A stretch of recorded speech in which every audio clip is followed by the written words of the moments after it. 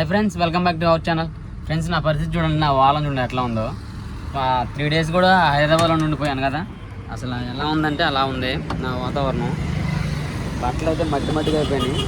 తెచ్చుకున్నా కానీ దీనికి మనకి వెహికల్కి వర్క్ చేపిస్తూ ఉంటే షెడ్ కాడ ఉండాలి కదా, మొత్తం మురికైపోయినాయి. ఈ రోజుతో 3 జతలు తెచ్చుకుంటే నా వెహికల్కి అయితే మొత్తం ఫ్రంట్ పోర్షన్ అన్నీ రిపేర్ సెక్షన్ అయితే చేంజ్ చేసుకున్నా. అలాగే రీసెంట్గా ఈ లైట్లు ఉంటాయి కదా, ఇవి కూడా మార్పిచ్చా. నెక్స్ట్ ఇంటీరియర్లో ఫ్యాన్లు పెట్టా. అది ఏసీ మనకి మధ్యలో వాళ్ళకి సరిపోవట్లేదు అంటున్నారు. వాళ్ళ కోసమని కోబ్రా ఫ్యాన్లు, హై స్పీడ్ ఫ్యాన్లు కొని పెట్టా. ఒక 2 మొత్తం 4 ఫ్యాన్లు ఉన్నాయి చిన్న. అసలు ఏసీని అది చిల్ చేస్తున్నాయి ఫుల్గా. వర్క్ మొత్తం కంప్లీట్ అయిపోయిన తర్వాత ఒక్కసారి వాష్ చేయించి పక్కన పెట్టినాం మనం వెహికల్ని అయితే. చిన్న కోబ్రా ఫ్యాన్స్ అవి చూడటానికి చిన్నగా ఉన్నాయి కానీ హై స్పీడ్ తిరుగుతున్నాయి, బాగా తిరుగుతున్నాయి. ఇందులో రకాలు కూడా ఉంటాయి, కొన్ని మామూలుగా ఉంటాయి. చైనాయి అవి తిరగవు, ఈ కోబ్రాయి కాస్ట్ కూడా మంచిగా ఉంటాయి. ఇవి వస్తున్నాయి అసలు హై స్పీడ్లో తిరుగుతున్నాయి. ఈ టైపు చాలా చైనాయి ఉంటాయి, అవి కోబ్రాయి కావు, వేరేవి. అవి అయితే అంత స్పీడ్ తిరగట్లేదు. నేను చెక్ చేసి చూశాను, వాటికి వీటికి డిఫరెంట్. మనకైతే ఈ 2 పెద్ద ఫ్యాన్లు ఉన్నాయి, వెనకాల సరిపోతాయి. ఈ బాక్స్ కూడా సెట్ చేసేసాను. ఈ బాక్స్ కూడా సెట్ చేశాను, మొత్తం అన్ని గ్లాసులు వేసాను. వాళ్ళని పికప్ చేసుకోవడానికి ఇంకొక 10 kilometers ఏమో వెళ్ళాలి నేను ఎయిర్పోర్ట్కి. ఆల్రెడీ ఒకసారి ఎయిర్పోర్ట్కి ఒకసారి వచ్చేసాను. అక్కడ పార్కింగ్ ఎక్కడో తెలియక మళ్ళీ ఎందుకు లేచి కాకని పెద్ద బండి అని సుమారు 9 kilometers వెనకొచ్చాను. 100 రూపాయలు పోయినట్టే మనకి. మళ్ళీ ఇప్పుడు 9 kilometers వెళ్ళాలి. ఈ పార్కింగ్లు, ఈ అప్ అండ్ డౌన్, వీటి కోసం మనకి ఎక్కువ ఛార్జ్ అవుతుంది. వెహికల్ కూడా చేపించేసాను మనకి. రేపు వేరే చిన్న కిరాయిలు ఏమైనా ఉన్నాయి, వస్తే ఒప్పుకోవాలి. ఇక మొత్తం కింద ఫ్రంట్ పోర్షను అయినా కానీ ఫ్రంట్ పోర్షన్ చేసిన తర్వాత మనకి చిన్నగా ఆయిల్ లీక్ కనపడుతుంది అక్కడ. అది ఎవరిదే, మందేనా వేరే వాళ్ళది అర్థం కావట్లేదు.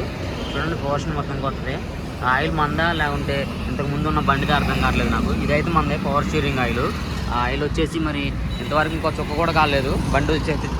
బండి తెచ్చినప్పుడే కనపడ్డది.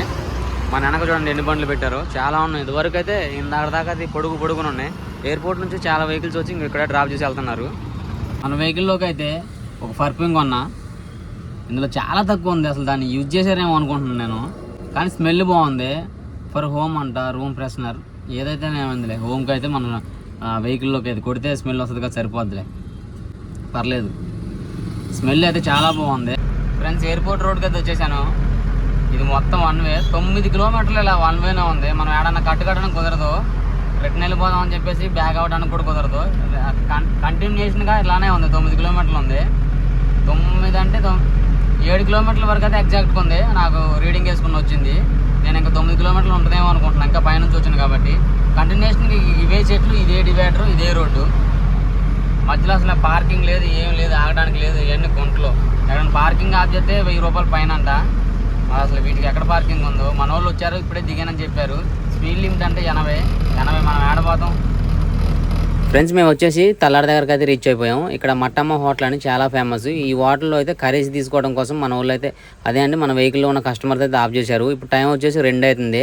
ఇక్కడ 24 hours అయితే మనకి కర్రీస్ అవైలబుల్లో దొరుకుతాయి. ఇప్పుడైతే అంత పర్ఫార్మెన్స్ అనిపించలేదు, కానీ ఇది వరకు అయితే అసలు మట్టమ్మ హోటల్ అంటే చాలా ఫేమస్. ఇక్కడ అసలు ఎంత ట్రాఫిక్ ఉన్నదంటే అంత ట్రాఫిక్ ఉండేది. అంటే వెహికల్స్, లారీలో అయితే ఫుల్గా ఉండరు. ఇక్కడ తినడానికి స్పెషల్, ఈ పులుసు స్పెషల్, అదే అండి చేప పులుసు స్పెషల్ కోసమైతే ఇక్కడ ఆగోళ్ళు. వర్షం అయితే బేభత్సంగా వచ్చింది. మాకైతే రోడ్డు అయితే ఏమి కనపడలేదు నా వెహికల్లో. చాలా అంటే చాలా స్లోగా వచ్చినాం. కొన్ని వెహికల్స్ అయితే ఎక్కడికక్కడ ఆఫ్ చేసుకున్నారు. గాలితో కూడిన వర్షం అయితే వచ్చింది. ఫ్రెండ్స్, మా దగ్గరలోకి వచ్చిన తర్వాత సత్తుపల్లి దాటిన తర్వాత గంగారం అనే ఒక విలేజ్ ఉంటుంది. గంగారం విలేజ్ కాడ నుంచి అశురాపేట వరకు కూడా ట్రాఫిక్ బంద్ అయిందంట. సుమారు 25 నుంచి 30 kilometers ఉంటుంది. మధ్యలో ఎక్కడో లారీలు అయితే యాక్సిడెంట్ అయ్యాయంట. అపోజిట్ లో లారీలు అయితే చాలా స్లోగా వస్తున్నాయి. ఒక 10 లారీలు వెళ్తే ఒక 10 లారీలు స్టక్ అయిపోయేట్లు ఉంటున్నాయి. మనకు కనపడే ఎదురు చూడండి, ఒక కారు కనపడుతుంది కదా, అదైతే ఇరుక్కుపోయినట్టు అనిపిస్తుంది. కానీ ఇక్కడ ఉన్న లారీ వచ్చేసి అక్కడ గడ్డి పెట్టి ఉంది కదండి, ఆ లారీ ఆగిపోయింది. దానివల్ల ఇంత ట్రాఫిక్ అయితే అవుతుంది. ఇప్పటికే చాలా టైం అయింది ఇందులో ఇరుక్కుపోయినాం అనుకుంటే. అపోజిట్ వచ్చే లారీ వాళ్ళు అయితే తెలిసిన లారీ వాళ్ళతో పక్కన మాట్లాడుతున్నారు. ఇంత ట్రాఫిక్ లో కూడా వాళ్ళు పీస్ఫుల్ గా మాట్లాడుకుంటున్నారు లారీలు ఆఫ్ చేసి. అనుకోండి, ఇది ఈ లారీ ఆగిపోయింది, చెత్త పెట్టారు.